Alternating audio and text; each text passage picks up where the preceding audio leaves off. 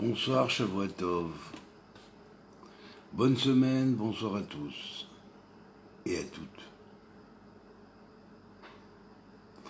Alors, on va parler ce soir sur la notion de date et de darat, de façon à un peu différencier les deux mots en hébreu. Alors on va prendre le terme normal, c'est-à-dire dalet et tav forment le mot date, qui veut dire religion. La valeur du dalet c'est 4, la valeur du tav c'est 400, donc on a 404. C'est pas la 2 chevaux, c'est la 404. Ça c'est le date. Dans darat, nous avons le même dalet et le même tav, qui sont en lettres première et finale du mot, mais nous avons au milieu un merveilleux Aïn, œil. Aïn signifie l'œil. Et la valeur numérique du mot Aïn, de la lettre Aïn en tant que mot, c'est-à-dire écrit complète, est 70 et 130 lorsqu'elle est remplie. Donc nous avons 4 plus 70 plus 400, qui fait 474. La différence entre date 404 et darat 474, elle est de 70. Nombre clé essentiel, puisque c'est la clé de la vision pluridimensionnelle, si on pourrait dire, de la Torah, sous des facettes différentes, puisque la Torah se présente avec 70 facettes. Elle repose souvent le thème des 70 langues, des 70 peuples, des 70 âmes, parmi les Bnei Israël descendus en Égypte. Avec Yosef qui était là-bas, ça fait 1 par rapport à 69, qui font tout se compléter faisant 70, c'est-à-dire l'entièreté, la totalité. 70, c'est aussi le nombre correspondant au mot sod. Sod qui veut dire le secret, ce qui est caché, ce qui fait partie de la connaissance et que la connaissance dévoile. Donc, nous avons date. Nous allons décomposer. Dalet, tav. Dalet, c'est la porte. Donc la porte est ouverte vers quoi? Vers le tav. Le tav, c'est 400 en valeur numérique. Et le tav qui symbolise aussi le signe ou le monde du signe. Souvent, dans toutes les religions, dans tout ce qui est qualifié de religion, on essaye d'interpréter le signe, les signes. Mais on ne les interprète pas forcément comme il faut les interpréter. Alors que dans le darat, le aïn qu'il y a en plus signifie que l'œil voit, mais il voit même au-delà de l'œil, puisque aïn signifie l'œil. Et en même temps, il voit le secret, puisque son nombre est 70, donc symbolisant la valeur numérique du mot secret. C'est ça qui est en plus. C'est ça qui fait partie, qui dénote la connaissance comme une connaissance par rapport aux dates qui est de la bureaucratie, bien souvent. Alors, on va analyser ce fameux nombre 400. Le nombre 400, symbolisé par cette lettre tav, qui représente le signe, hein. Quand nous avons la porte et le signe à interpréter, il y a des forces entre l'interprétation du signe et le signe lui-même, avec son sens profond. Ces forces-là sont symbolisées par le nombre 400. Nous savons que 400, lorsque Yaakov va affronter Ésaü, son frère jumeau, qui en fait est son frère jumeau, et représente ce qui est derrière l'aspect profond de la connaissance. Car Ésaü est né tout fait. Il a cette connaissance, mais il est le seul à lutter, à être capable de lutter contre des forces qui sont très terribles, qui cherchent à posséder cette connaissance pour l'utiliser à mauvais escient. La mission d'Ésaü, c'est précisément de châtier, il est saint, il est kadosh, puisqu'il est né d'Yitzhak, il doit donc châtier le monde des ténèbres qui tient certaines connaissances pour les obliquer vers le mal. Donc la porte des 400, le Tav, lorsqu'on s'adonne à la religion uniquement, on n'est pas forcément conscient que le fameux guerrier qui lutte contre ces forces ténébreuses et qui est le seul à être capable de les vaincre et même de les dominer, même de les maîtriser, eh bien, si on n'a pas l'appui du guerrier qui les maîtrise, les 400 forces qu'on appelle les forces du diable, elles réduisent le bonhomme à néant. C'est-à-dire, elles vont l'induire en erreur, elles vont l'obliquer sur des sentiers éloignés de la connaissance réelle. La connaissance qui a été donnée à l'homme, précisément pour le bien, pour le tikkun, pour la réparation du malchut.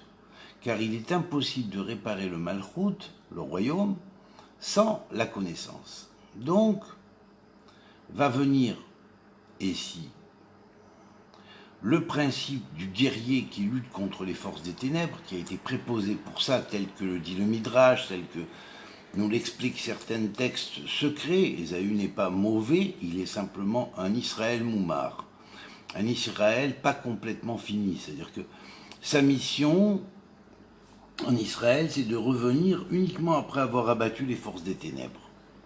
Donc il doit d'abord lutter, détruire les forces des ténèbres, et après qu'il ait lutté et détruit les forces des ténèbres, de lui sort une étincelle qui sort de sa tête, on pourrait dire, tel dit le Midrash, qui est l'étincelle de David symboliquement, et de David sort le Messie. Voilà, c'est comme ça qu'on procède. Alors, quand on est dans le date, que ce soit le date yéhoudi, le date islamique, le date catholique, chrétien, ce qu'on veut, hein, eh bien, automatiquement, on est limité dans notre vision des choses et on est manipulé par des forces des ténèbres qui sont les forces qu'on appelle les 400 forces. Ou les 400 guerriers du mal qui, par 400 moyens et subterfuges très rusés, vont faire dévier l'individu du sentier de la connaissance véritable et de l'unité véritable pour le mettre dans une espèce de bureaucratie de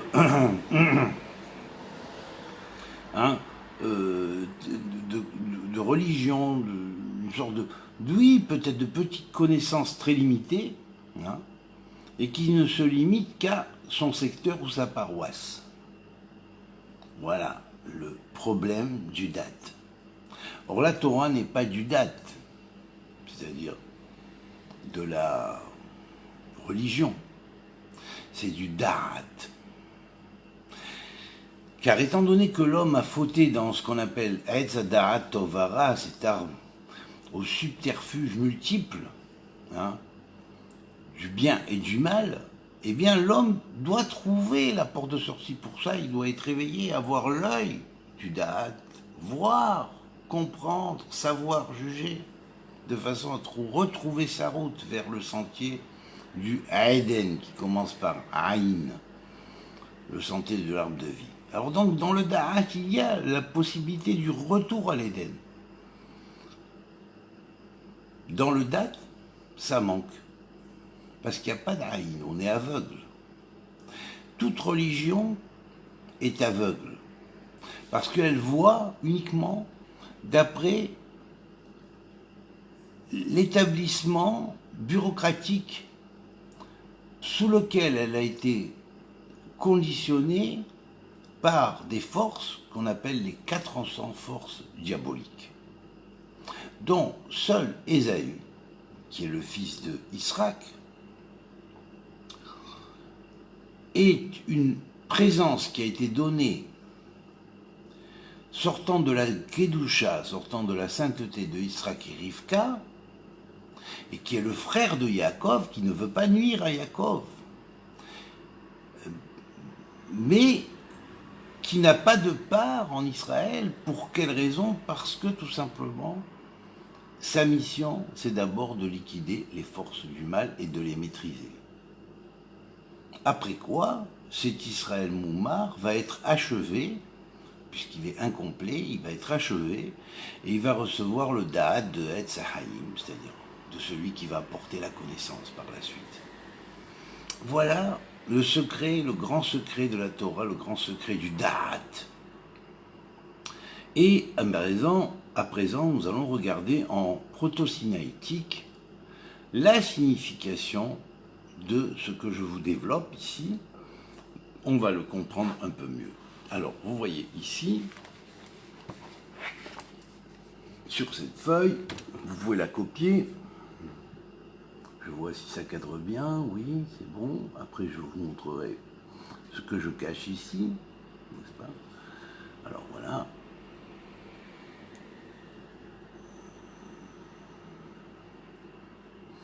Alors, vous avez le petit triangle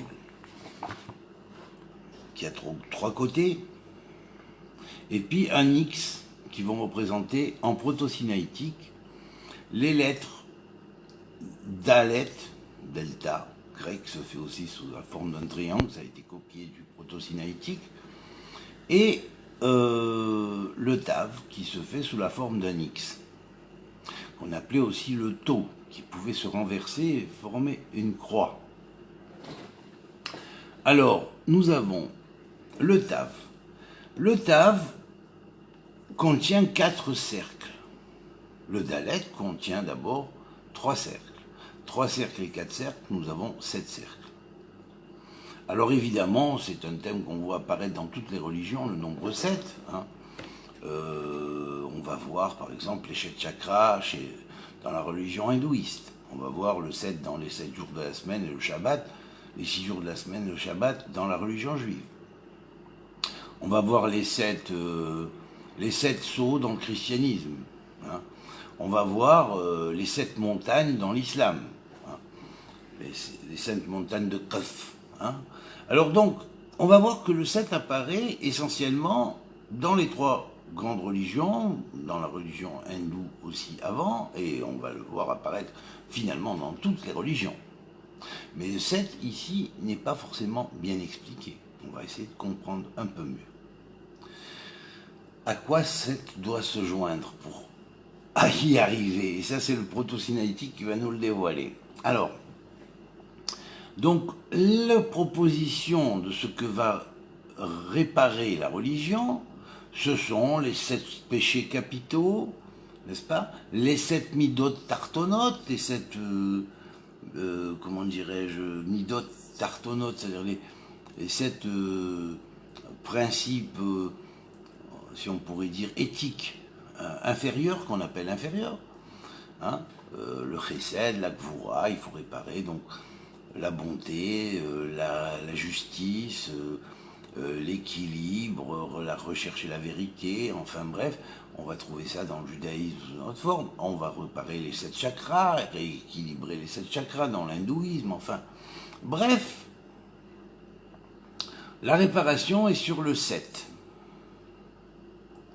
Mais il y a dans les sphirotes plus haut que le 7, puisqu'il y a le 8, le 9 et le 10, qui sont la représentation complète du Haetz Ahaïm, et je précise Haetz Ahaïm, ça commence par Aïn, hein, et l'arbre de vie, et ainsi que Haetz Adaat aussi, l'arbre de connaissance aussi commence par Aïn, mais le Haïden, le fameux jardin de l'Éden, commence aussi par la lettre Haïm. Lettre Haïm qui symbolise la valeur numérique 70 et qui est donc clé de ce qu'on appellerait l'unité entre 70 peuples, 70 nations dans la paix, ce qui est l'unité entre ce qu'on pourrait dire les 70 noms donnés à Jérusalem, les 70 langues, hein, et enfin les 70 branches qui existent dans les âmes des enfants d'Israël. Alors, bien évidemment, ce Haïn, il est au milieu du Dalet et du Tav, ici, hein, et on le voit comme une espèce de polygone mi-côté, en forme presque de cercle, hein, composé de 8 angles, et chacun de ces angles possède à son bout un cercle. Donc nous avons 1, 2, 3, 4, 5, 6, 7, 8 cercles. Vous voyez? Eh bien ce 8 cercles-là, il est à mettre en parallèle avec les 8 nombres que nous trouvons dans le fameux carré dit de Salomon, qui était maître en sagesse. 1, 2, 3, 4, 5, 6, 7 et 8. Et au centre va représenter le centre du Haïm. Or, lorsque nous comptons les cercles, nous nous apercevons que le Dalet contient 4 cercles, que le Haïm contient 8 cercles, le Dalet contient 3 cercles, pardon, que le Haïm contient 8 cercles et que le Tav contient 4 cercles. Ce qui fait en tout un total de 15 cercles. C'est comme si nous mettions dans chacun des petits carrés qu'il existe dans ce carré des 9 premiers nombres, nous mettions un cercle ici, un cercle là, un cercle là, un cercle là, un cercle là, un cercle là, un cercle là, un cercle partout. Voilà. Et bien évidemment, chaque cercle va se dédoubler en différents, va engendrer un certain nombre de petits cercles à l'intérieur de lui ou de petites cellules à l'intérieur de lui. Alors on va dire le cercle qui est là avec le 1, il reste simple. Ça va être le simple, le cercle simple, vous voyez. Puis le cercle du 2, c'est comme une cellule qui se dédouble, vous voyez. Puis le cercle du 3, c'est comme une cellule qui se divise en 3 parties. Puis une cellule qui se divise en 4 parties, en 5 parties, en 6 parties, en 7 parties, en 8 parties et en 9 parties. Et nous avons la disposition des nombres dans ce carré va nous donner dans tous les sens, vous voyez, c'est-à-dire les 3 sens dits horizontal, 1, 2, 3, les 3 sens dits, horizontal, oui, vertical, 1, 2, 3, et les 2 sens dits diagonal, 1 et 2, lorsqu'on fait le total des nombres, eh bien nous avons toujours 15. Exemple. Sur la première ligne horizontale en haut, je vais partir de droite à gauche, comme on lit l'hébreu. C'est plus significatif, je m'excuse de le dire, mais ça a été pondu en hébreu, c'est plus significatif en hébreu. Bête, ça veut dire non, on va le mettre en chiffres, 2, 9 et 4. 2 plus 9 plus 4 égale 15. Certes, la barre du milieu contient 7, 5, 3. 7 plus 5 plus 3 égale 15. 6 plus 1 plus 9, la barre d'en dessous, horizontale, 6 plus 1 plus 8 égale 15. On va partir maintenant selon la verticale. 2 plus 7 plus 6 égale 15. 9 plus 5 plus 1 égale 15. 4 plus 3 plus 8 égale 15. Et enfin, à en diagonale, 2 plus 5 plus 8 égale 15. 6 plus 5 plus 4 égale 15. Et nous avons 15 dans tous les sens. 15 est ici, dans le Da'at, le nombre précis de tous les cercles se tenant à l'intérieur, aux extrémités, plus exactement, des lettres en proto-sinaïtique. Ça veut dire que le Da'at, c'est le carré de Salomon. Pour accéder au Da'at, il faut connaître et comprendre la notion du carré de Salomon. Et pourquoi? Et pourquoi? Je veux savoir pourquoi. Eh bien, tout simplement parce que, déjà le Haïn, qui est au milieu, contient les 8 qui sont ici, les 8 cercles, qui vont symboliser les 8 positions du tour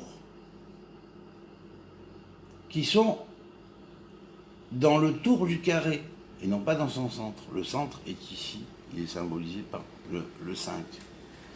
Alors, dans le carré, pardon. Eh bien, nous avons une totalité ici de 8 cercles dans le Haïn.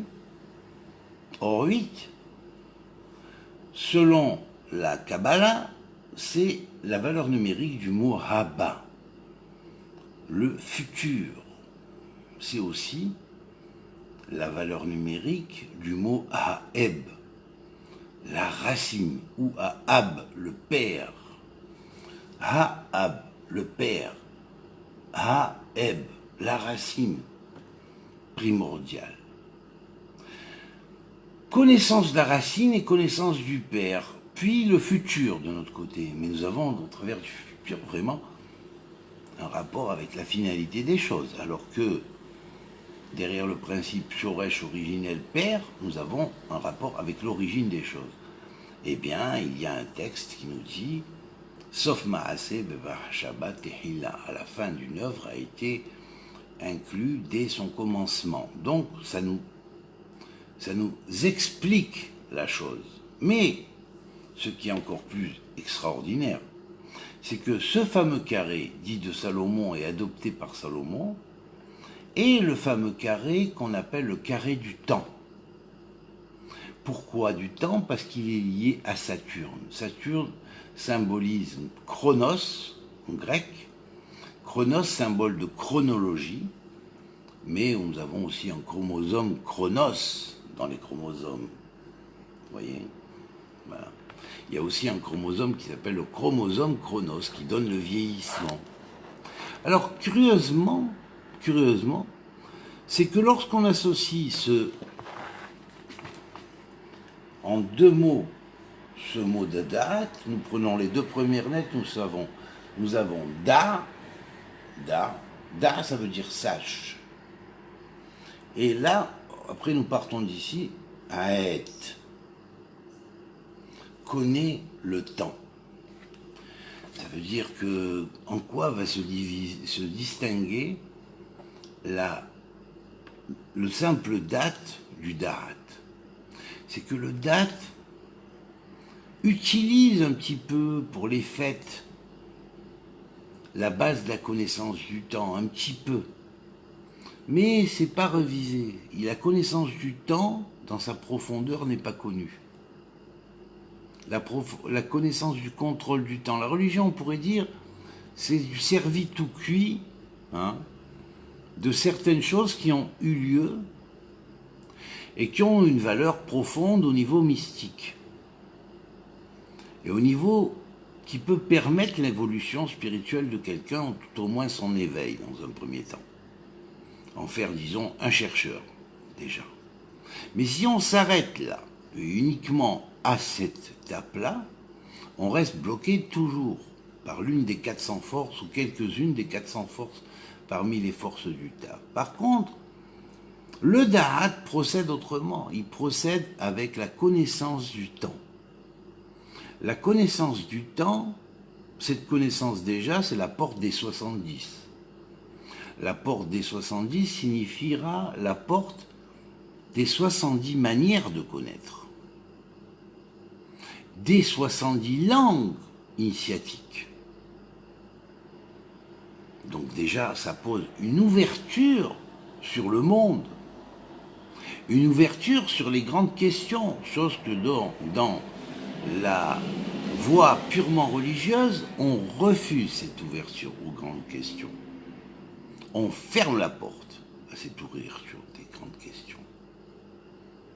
On pose ces grandes questions, mais ce sont les questions autorisées à poser par le système qui a fermé la religion dans sa bureaucratie. Dans le Da'at, c'est différent. On ouvre la porte au secret. On ouvre la porte à la recherche de la connaissance. Da. Da, Tav, connaît le signe. C'est pas simplement la porte ouverte vers le signe, c'est la porte qui s'ouvre vers la connaissance qui permet de connaître le signe. Puisque Tav veut dire le signe. Et vous voyez que le Tav, dans sa disposition, la forme de sa lettre en proto-sinaïtique est comme un X. Mais le X est le symbole du sablier. Sauf qu'il lui manque là-bas en haut et là-bas en bas. Or, le sablier symbolise le temps. Mais là, comme nous avons affaire à un X qui se trouve ici dedans, dans les diagonales, donc nous avons affaire à un sablier qui est sans fin. Le sablier de l'infini, d'un temps infini. Et bien ce temps infini, ça symbolise le temps du jour 1, premier jour de la création, ou jour 1, appelé jour 1. Eh bien vous allez voir une chose extraordinaire, c'est que lorsque l'on regarde les chiffres dans le carré, on va se rendre compte que les chiffres qui passent par la diagonale, par les deux diagonales, ce sont le 4, le 5 et le 6, et le 2, le 5 et le 8. Que vont représenter ces chiffres-là? Alors, le 4, le 5 et le 6, le 5 est au milieu, il faut en tenir compte, donc il oppose 6 à 4. Eh bien, 6 symbolise le Zeranpin en formation. Et 4 va symboliser le Malchut, le royaume, et les 3 sphirotes supérieures. Or, il faut réparer le Malchut d'abord, et ensuite se relier aux 3 sphirotes supérieures. C'est ça, ce grand 4 qui va entourer et permettre aux Zeranpin, ou l'âme spirituelle, l'image divine et la ressemblance divine mise en l'homme, qui va leur permettre de se développer. Alors que lorsque nous mettons 2, 5 et 8, le 2 représente la Chorma. Dans les lames du tarot, nous avons la prêtresse, qui est dans la Chorma, la gardienne du temple, la sagesse gardienne du temple. Et nous avons le 8 à son opposition, qui va former un nouveau système de 10, mais qui va représenter la 8e sphira, en partant du haut vers le bas, représentant Hod, c'est-à-dire la réparation, la sphère de la réparation, et du Tikkun, et en partant du haut vers le bas, nous avons, du bas vers le haut, nous avons Bina, c'est-à-dire l'intelligence divine symbolisant le monde futur. C'est-à-dire, si tu vas faire ton tikkun, tu vas pouvoir rentrer dans le monde futur. Et n'oubliez pas que 8 est la clé de tout, de tous. Et là, nous prenons 8 en partant du haut vers le bas et 8 en partant du bas vers le haut. Dans les sphirotes, nous avons la relation de la sphère du tikkun, qui est Hod, et en remontant la sphère du de la Bina, qui est la sphère du monde futur, et du 8e roi, du Messie, enfin bref. Alors Salomon, qui avait la connaissance et la compréhension parfaite de toutes ces choses-là, avait gardé comme emblème, si on pourrait dire, ce carré, parce qu'il symbolisait véritablement le contrôle sur le temps. Alors c'est vrai que c'était le carré de Saturne, donc automatiquement, d'après les anciens, même avant Salomon, et Salomon l'a adapté parce que justement c'est le carré de Saturne, il allait symboliser Saturne gérant le Shabbat, le Malchut, le royaume, le Shabbat rédempté, le 7e millénaire, le millénium, appelé millénium. Il allait représenter le renouvellement de toutes les choses, et il allait représenter également le Alléluia que tous les êtres vont chanter à la fin des temps. Puisque les psaumes de David, qui était le père de Salomon, se terminaient tous par des Alléluia.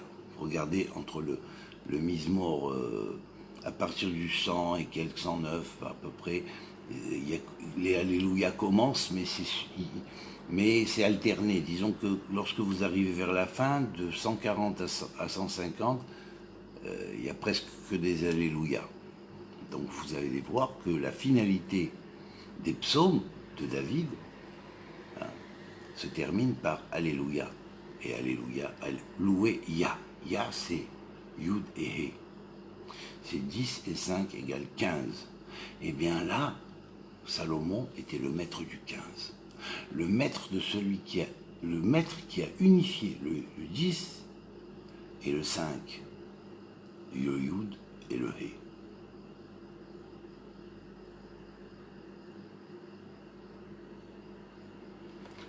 Oui.